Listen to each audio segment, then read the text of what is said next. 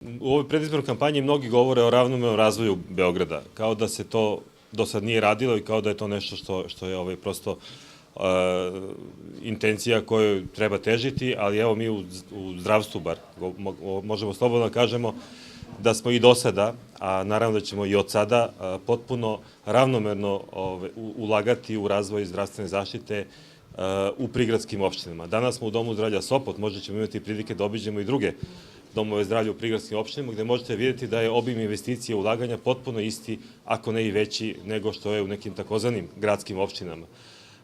Investiranje u Dom zdravlja Sopot u protekle 2 godine je bilo na više različitih stvari usmereno. Jedno od njih je naravno sređivanje ovog prostora hitne pomoći, nabavka vozila, nabavka nekih aparata. Imali ste priliku da vidite aparat biohemijski analizator gore, znači za nekoliko dana, možda mesec dana, stiće novi digitalni rentgen aparat sa štampačem,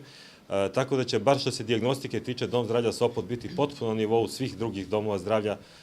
u Beogradu, pa čak i nekih kliničko-bolničkih centara. Tako da, što se tiče dijagnostike, svi građani Sopota će moći da svoju osnovnu diagnostiku zadovolje u Domu zdravlja Sopot i samo ako bude zaista potrebe da idu na neke skenere, magnete, imaće potrebe da idu u Beograd. Ono što hoću da naglasim je znači, da će se nastaviti potpuno ulaganje u domove zdravlja širom Beograda, naročito ćemo imati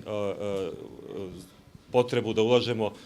i da nastavimo ulaganje u prigradska opština. Ispunit ćemo naše obećanje da ćemo srediti sve prigradske stanice, prigradske zdravstvene stanice koje pripadaju ovim domovima zdravlja, tako da ćemo ne samo domove zdravlja u prigradskim opštinama, nego i zdravstvene stanice koje njima pripadaju dovesti na onaj nivo da bude potpuno identičan kao što imaju svi građani Beograda.